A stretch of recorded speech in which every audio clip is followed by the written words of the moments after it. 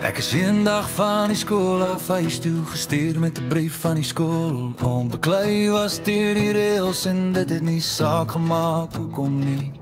Die pa by die huis kom met 'n kom storie vertel net soos ek dit geoefen het. Toe staan ek daar en wag vir die ergste.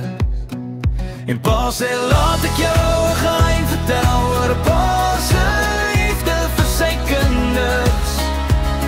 'n Geheim met my net tussen ons sal bly. Hy sê pa is nie net nou en dan lief vir sy kinders nie. Dis 'n liefde vir hulle sonder 'n einde. Amen. Dis 'n liefde vir hulle sonder 'n einde.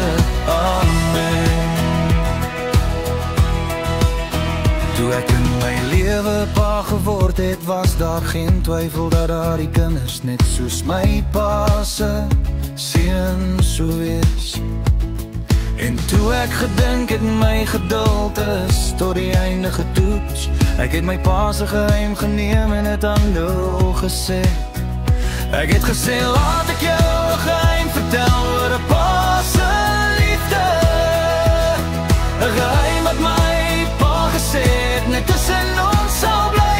Ek het gesê dat pa is nie net elke nou en 'n lief vir sy kinders nie. Dis 'n liefde sonder 'n einde. Amen. Dis 'n liefde sonder 'n einde. Amen.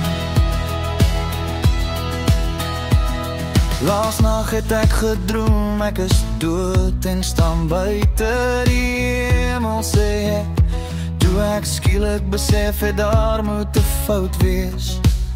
As hulle die helfte van die dinge weet wat ek gedoen het, sal hulle my nooit inlaat nie.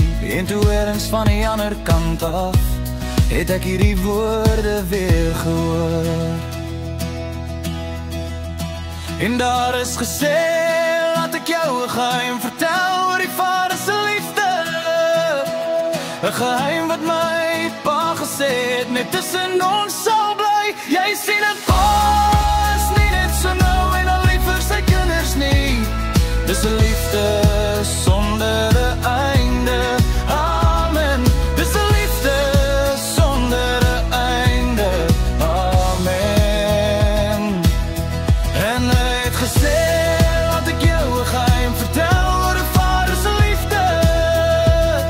'n Geheim wat my pa gesê het net tussen ons sal bly. Jy sien dit pa is nie net so nou en al lief vir sy kinders nie.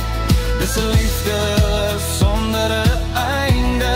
Amen. Dis 'n liefde sonder 'n einde. Amen. Dis 'n ware liefde en kom nooit tot 'n einde. Amen.